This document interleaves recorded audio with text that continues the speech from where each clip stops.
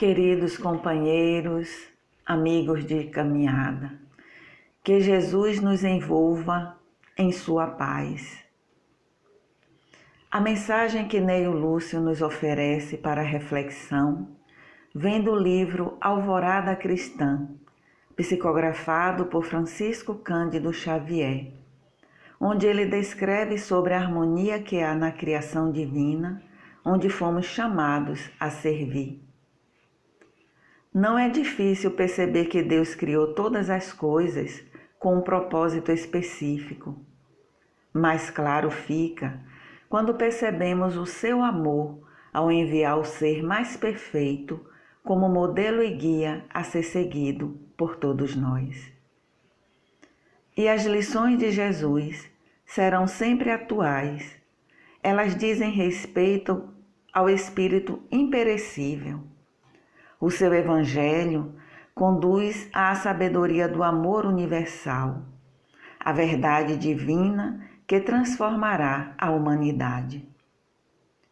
O estudo do Evangelho nos permite conhecer a moral do Cristo e, quando o fazemos à luz da doutrina espírita, alcançamos roteiro seguro para aplicá-lo no nosso dia a dia. A ignorância sobre o amor e o trabalho de Jesus em favor de nossos espíritos aqui na Terra nos faz permanecer num quadro de muitos sofrimentos. Por outro lado, ao estudarmos sua mensagem de sabedoria e amor, vislumbramos caminhos de orientação e de libertação. Caminhamos com mais segurança e ânimo rumo ao desenvolvimento espiritual, porque tomamos consciência de nossa origem divina, da imortalidade do espírito. Assim, temos a oportunidade de desenvolver a fé viva, aquela que sabe, sente e que nos impulsiona a servir a todos. A passagem de Jesus, lavando os pés dos discípulos, nos convida a ver e pensar que o que ele pretende é nos oferecer um novo ponto de vista, um novo ângulo, fazendo-nos ver a realidade do outro com um olhar límpido e uma atitude compassiva. É indispensável que estejamos atentos e dispostos a buscar o sentido dos ensinamentos do Mestre frente às sugestões e situações que nos rodeiam. Agindo assim, poderemos com mais frequência atuar fazendo bem, minimizando conflitos e sendo verdadeiramente caridosos e fraternos. Para tanto, é necessário a generosidade para com o próximo, ainda que o sacrifício dos próprios desejos e impulsos. É momento de relevar as faltas do outro e trabalhar com rigor as nossas próprias imperfeições, sem culpas e adiamentos, de auxiliar os que erram, de ensinar os que ainda ignoram Cristo, de servir além de nossas próprias obrigações, sem direito à recompensa. Estou entre vós como aquele que serve, nos diz Jesus, mostrando assim a inverdade da grandeza do ser humano que quer se apoiar no poder ou no domínio sobre os outros. Jesus se doa sem pôr condições nem reservas, nos fazendo enxergar claramente o que aprisiona a solidariedade e dá margem à indiferença, à insensibilidade social, à falta de compromisso com as mudanças que se fazem urgentes, auxiliando as pessoas a se colocarem de pé, resgatando-as em sua dignidade para serem capazes de andar pelos seus próprios pés. Jesus demonstra a sua grandeza ao se abaixar para lavar os pés dos discípulos como servo, mostrando a todos nós, à posteridade e ao mundo, que a grandeza perante o Criador é bem diferente da grandeza aos olhos do mundo, pois se trata da grandeza de quem serve, de quem se apaga, de quem se faz pequeno sem deixar de ser grande, para ajudar aqueles que se debatem nas sombras de suas próprias fragilidades e limitações. O seu gesto ficou marcado como uma lição importante para toda a humanidade. A verdadeira humildade no que é, de fato, ser grande e o que é grandeza. Mesmo nós cristãos, o que temos buscado? O que estamos fazendo do cristianismo depois do Cristo? Após várias existências, será que ainda estamos mais inclinados a buscarmos mais o que o mundo nos oferece, através dos convites e o convívio com o poder e das vaidades que transviaram o cristianismo de sua essência fundamental, que é servir?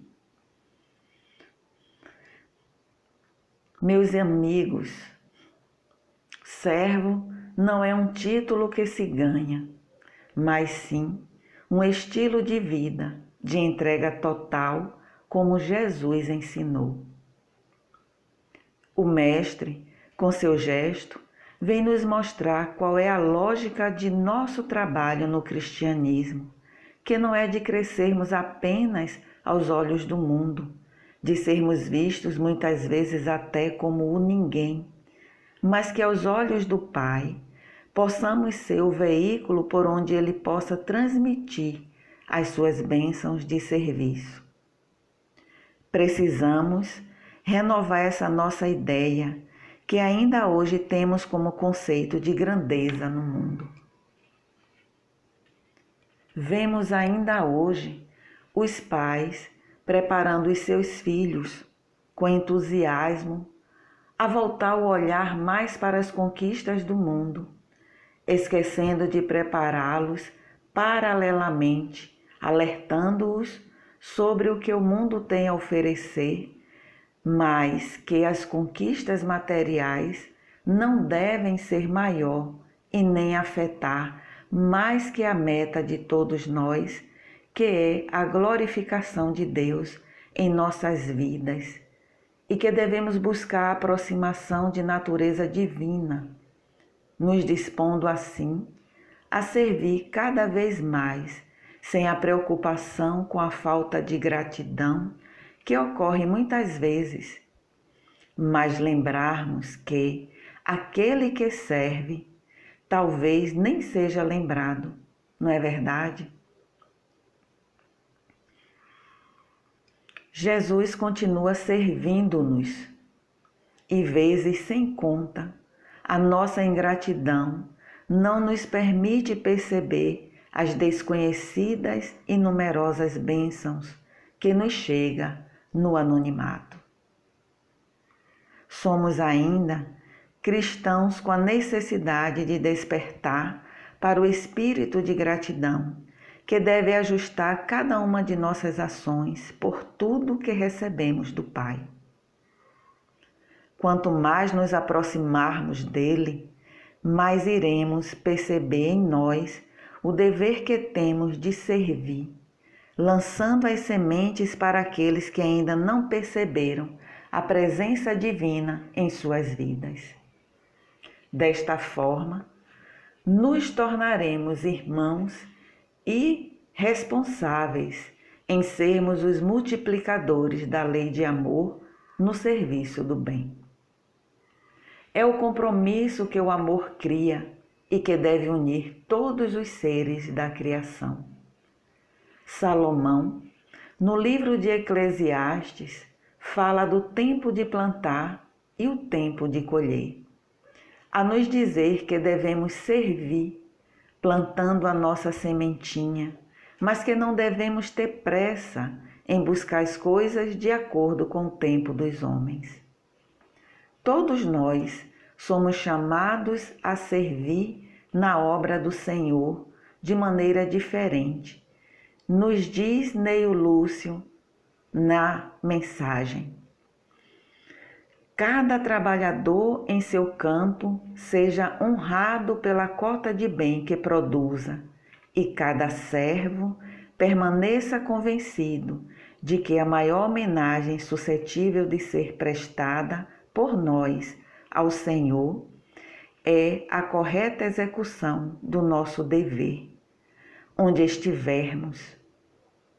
Conclui ele. No Evangelho segundo o Espiritismo, no capítulo 17, Sede Perfeitos, no item 7, intitulado O Dever, o Espírito Lázaro, na Instrução dos Espíritos, vai nos dizer que aquele que cumpre seu dever ama mais a Deus do que aos homens, e aos homens mais do que a si mesmos. Façamos a nossa parte, realizando com amor a tarefa que nos foi destinada na seara de Jesus, trabalhando, servindo, aproveitando a oportunidade da reencarnação. Não podemos nos deter nas limitações do corpo físico. Vamos demonstrar o nosso contentamento dentro da vida que nos foi permitida pela misericórdia divina. Vamos servir no lar, no trabalho, na sociedade, na instituição religiosa que escolhemos ou que estamos matriculados, e como estamos na doutrina que escolhemos, que é a doutrina espírita, é preciso que prestemos atenção a cada oportunidade que nos chega de servir, sem esperarmos ser servidos. Quem nunca ouviu falar de Jerônimo Mendonça, o gigante deitado? Jerônimo foi um grande divulgador da doutrina espírita. Adentrou ao movimento aos 15 anos. Gostava de jogar bola, era otimista, alto em seus 1,83 m de altura.